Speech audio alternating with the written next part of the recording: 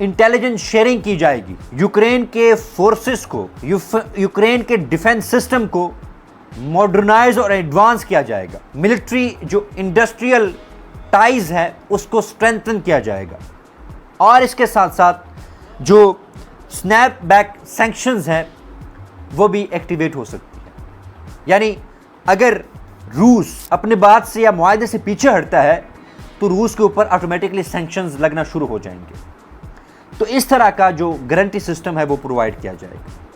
نہ وہ formal NATO کا ممبر ہوگا، نہ ہی وہاں پر ویسٹرن بیکڈ جو آرم فورسز ہے وہ ڈپلائی ہوگی، بلکہ انہیں ایک شیلڈ یا پروٹیکشن پرووائڈ کی جائے کہ بھائی اگر آپ کے اوپر حملہ ہوتا ہے تو ہم آپ کا ساتھ دیں گے، ہم آپ کو سپورٹ کریں گے. اس لیے جو یورپین پاورز ہیں، خاص طور پر فرانس، وہ کولیشن آف دی ولنگ کی بات کر رہا ہے.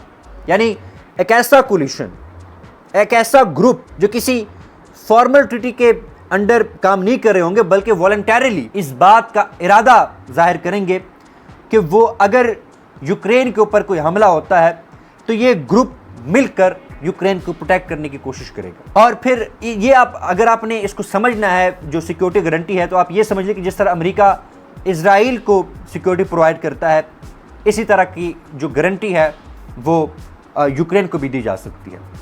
لہٰذا ہمیں ایک مینیج فریز، کولڈ پیس ہمیں دیکھنے کو ملے گا، جہاں پر روس کو بھی فائدہ ہوگا. روس نے جو ٹیریٹوریل گینز حاصل کیے ہیں وہ ڈیفیکٹو بارڈر کے طور پر کام کریں گے. پھر یوکرین نیٹو کا ممبر نہیں بنے گا.